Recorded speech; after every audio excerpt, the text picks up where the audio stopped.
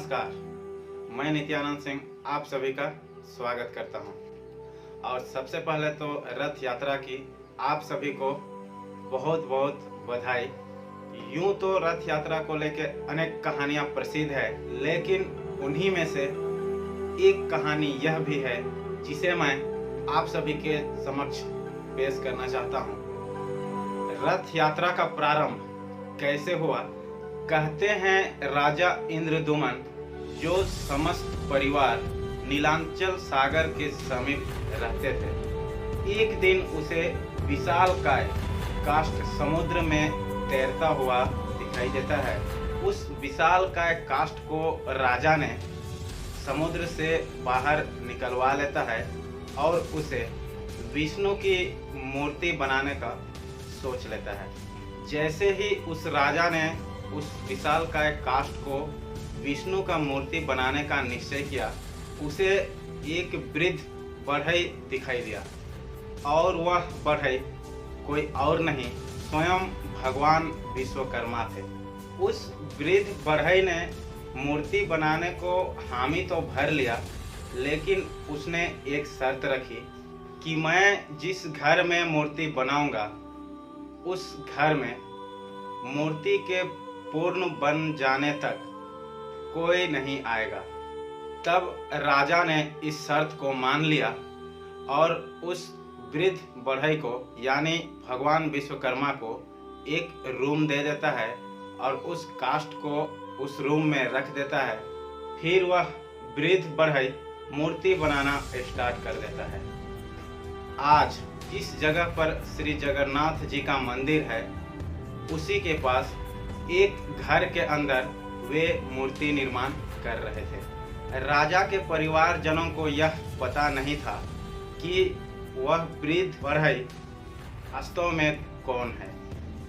फिर कई दिन तक घर का द्वार बंद रहने पर महारानी ने सोचा कि बिना खाए पिए इतने दिनों तक वह बढ़ई कैसे काम कर रहा है। फिर महारानी सोचती है, पता नहीं अब वह वृद्ध बढ़ई अब तक जीवित है या मर चुका है। फिर महारानी ने महाराजा को अपनी सहज शंका से अवगत कराया। उसके बाद वो लोग उस द्वार को खोलने चला जाता है।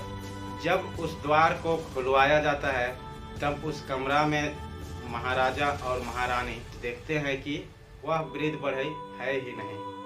बस उस रूम में उस वृद्ध के द्वारा अर्धनिर्मित श्री जगन्नाथ, सुभद्रा और बलराम की अर्धनिर्मित मूर्तियां पड़ी हुई थी।